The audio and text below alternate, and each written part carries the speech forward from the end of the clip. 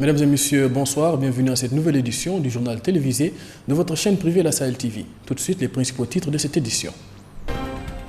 Après une semaine studieuse, les rideaux de la francophonie sont tirés au centre culturel marocain.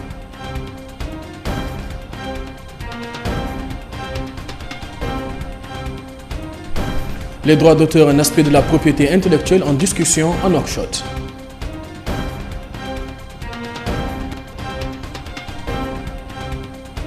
La prison Beyla Luxar, vestige d'un temps passé, abandonné aujourd'hui.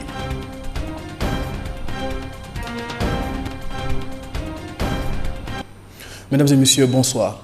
Le directoire du Forum national pour la démocratie et l'unité a organisé aujourd'hui une conférence de presse qui a été l'occasion de réitérer sa condamnation pour les méthodes utilisées par le pouvoir, selon lui, pour contrer ses sorties à l'intérieur. Les intervenants ont aussi critiqué la hausse des prix des matières premières et la hausse des impôts et taxes. Mais ils ont déclaré ne pas avoir de nouvelles à donner quant à la reprise du processus de dialogue. La semaine de la francophonie a pris fin avec la célébration de la journée internationale de la francophonie au centre culturel marocain, l'occasion de faire le bilan, de distribuer des cadeaux aux heureux vainqueurs des compétitions, de se congratuler et de se dire à l'année prochaine. Un compte rendu de Meimouna Sadek. La fête était belle hier soir à Nouakchott lors de la cérémonie de clôture de la semaine de la langue française et de la francophonie. Une fête organisée par l'Association mauritanienne pour la francophonie et qui a permis aux multiples partenaires de la semaine de partager encore une fois les valeurs d'amour, de paix, de tolérance et de diversité à travers des spectacles et une distribution de prix. Une occasion pour le président de l'association, Ahmed Hamza, de rappeler ses valeurs. Semaine durant, nous avons parlé et écrit, chanté et dansé, joué et conclu avec des mots français à la bouche et à l'esprit, et des valeurs de la francophonie comme stimulateurs. Nous avons partagé entre nous et avec les habitants des 80 États membres de l'UF, ainsi que d'autres francophones et francophiles du monde. Mesdames, Messieurs, dans un monde où les démons du fanatisme et de l'intolérance jettent la suspicion dans les cœurs et le doute dans les esprits, les valeurs d'amour, de paix, de tolérance, de diversité et de partage qui sous-entendent le mouvement francophone constituent à nos yeux les meilleures armes qui soient à la disposition de l'humanité pour faire face aux semeurs de mort et de haine. C'est pourquoi nous avons fait à l'Association mauritanienne pour la francophonie la promotion de ces valeurs notre premier combat. Quant au directeur du Centre culturel marocain qui a accueilli la fête, cela a été pour lui l'occasion de rendre hommage à d'illustres personnalités qui ont marqué l'histoire de la Mauritanie par leur rayonnement culturel. Cette cérémonie constitue une occasion pour nous de rendre un vibrant hommage à Mme Aïcha Takan, présidente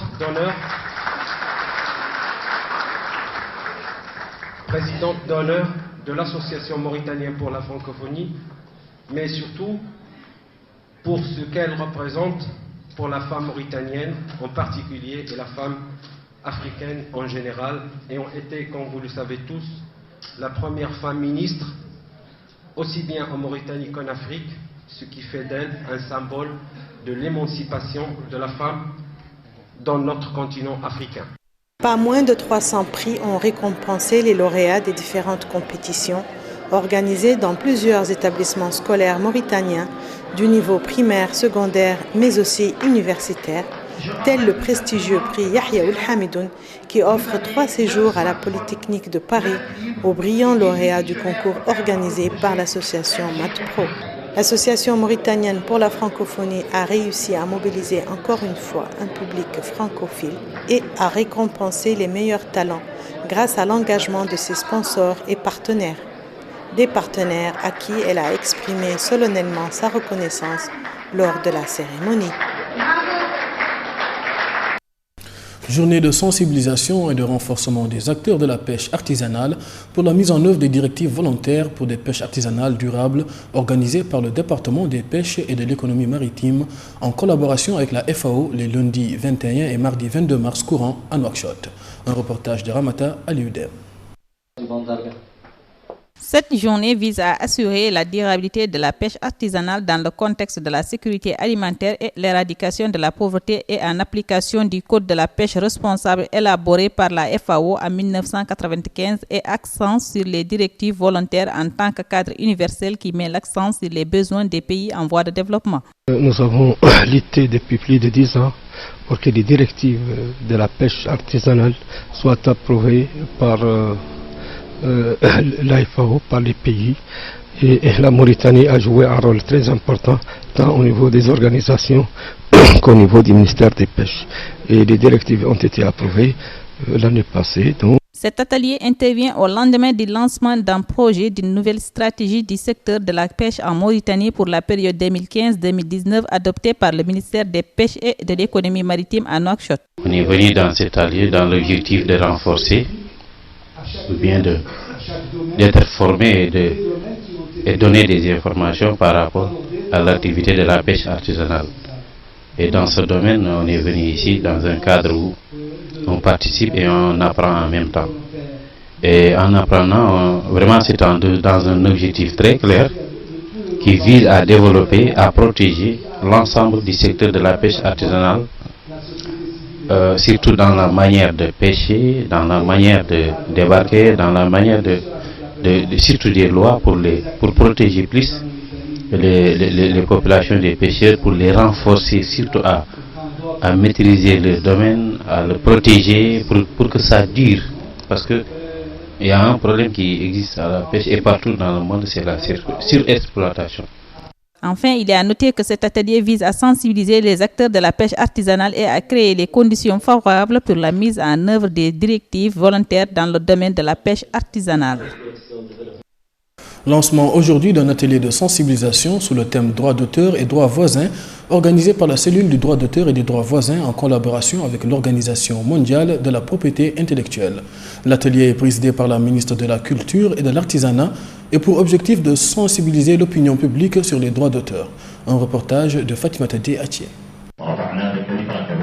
Droits d'auteur et droits voisins, tel est le thème d'un atelier de 2 jours organisé aujourd'hui à Nouakchott par la cellule du droit d'auteur et droits voisins en collaboration avec l'Organisation mondiale de la propriété intellectuelle.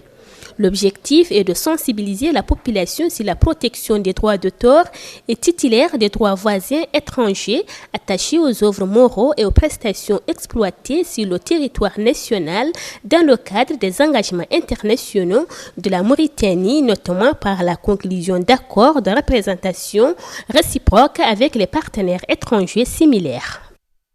L'événement de ce matin entre dans le cadre d'une entreprise visant à sensibiliser les gens que la création intellectuelle est une ressource et elle appartient en premier lieu à celui qui l'a créée et que c'est contraire à la morale que de faire main basse sur une œuvre culturelle, artistique que quelqu'un d'autre a pris la peine de créer.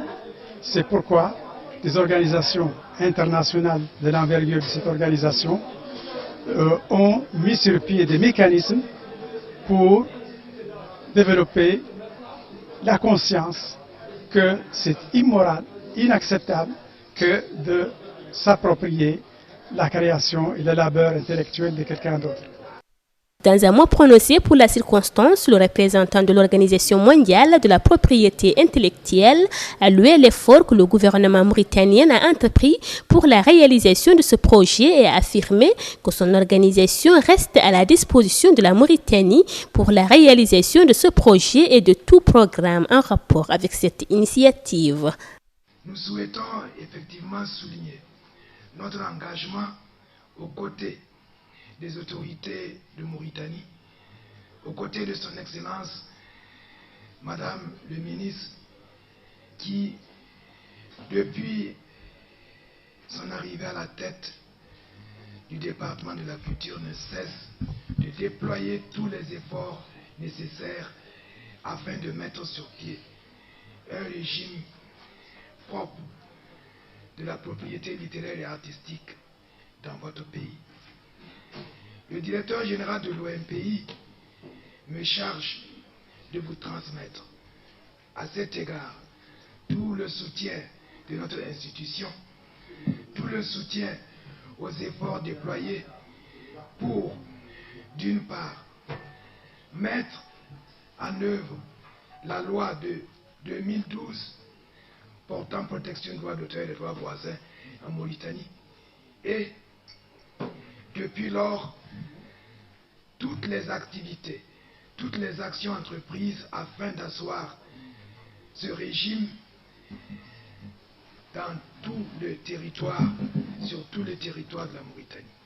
À noter que la cellule des droits d'auteur et des droits voisins est un organisme chargé de la protection du patrimoine culturel, traditionnel et des œuvres nationales tombées dans le domaine public et la promotion des activités culturelles et de la protection des intérêts moraux et patrimoniaux des auteurs et des titulaires des droits voisins.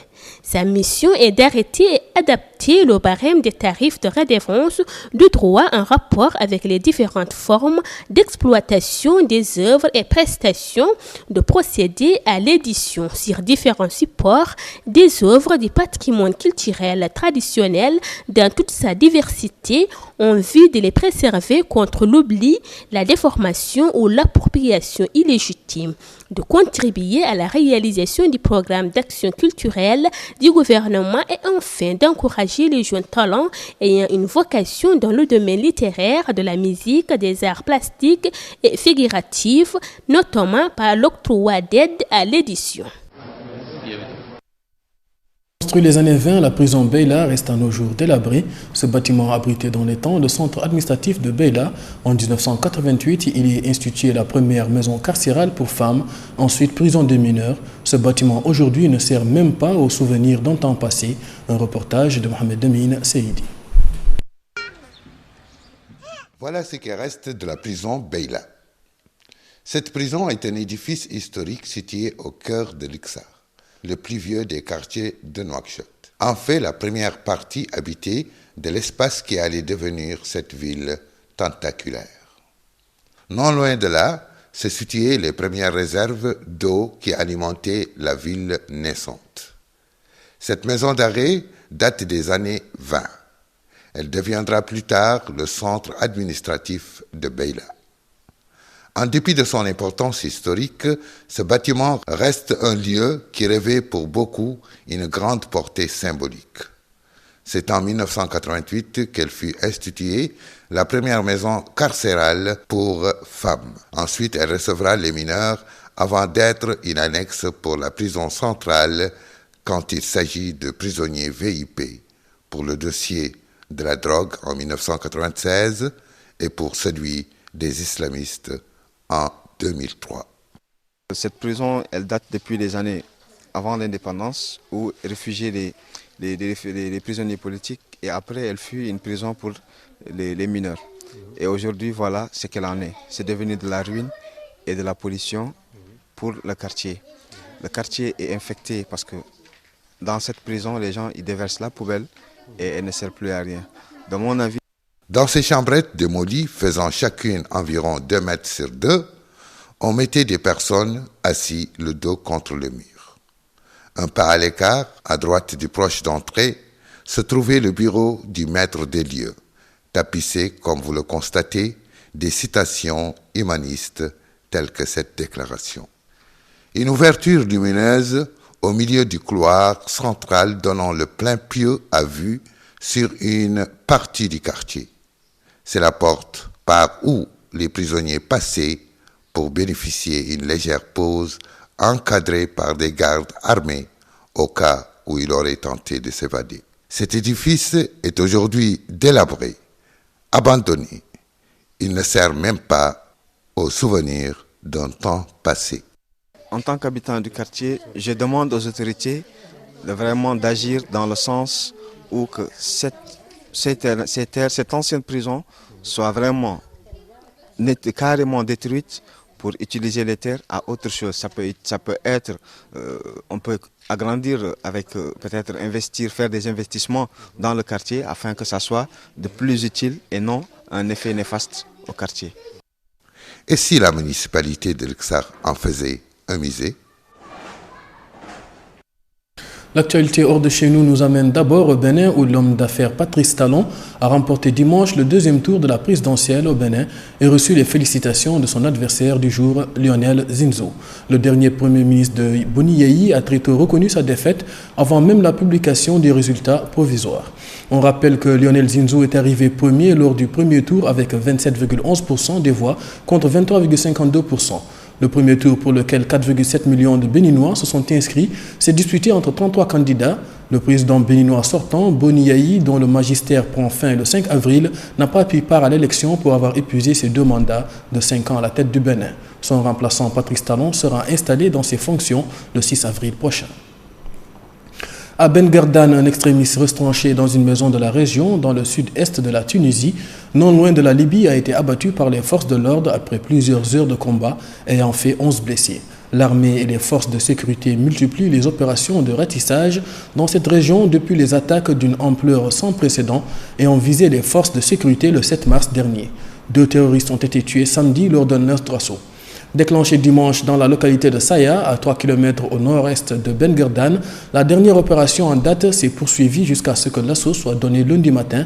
La dépouille du terroriste a été retrouvée à l'intérieur du domicile.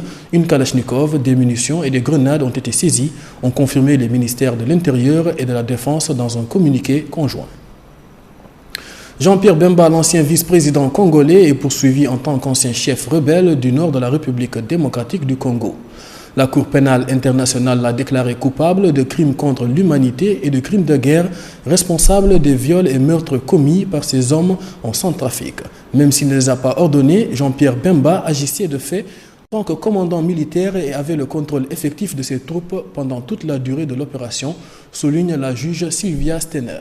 Jean-Pierre Bemba risque jusqu'à 30 ans de détention ou la prison à perpétuité. Voilà ce qui met fin à cette édition que j'ai eu le plaisir de vous présenter. Retour sur les principaux titres de ce journal. Après une semaine studieuse, les rideaux de la francophonie sont tirés au Centre culturel marocain.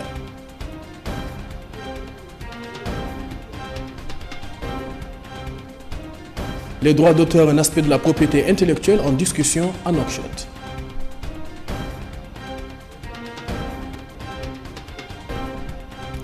La prison Beyla d'Uxar, vestige d'un temps passé, abandonné aujourd'hui.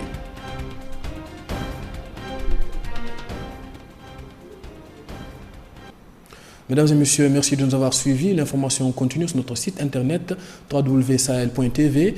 Merci à Abouekrine Sadir et à Vieux Fall pour la réalisation de ce journal, ainsi qu'à l'équipe rédactionnelle pour la confection de ce journal. Merci et au revoir.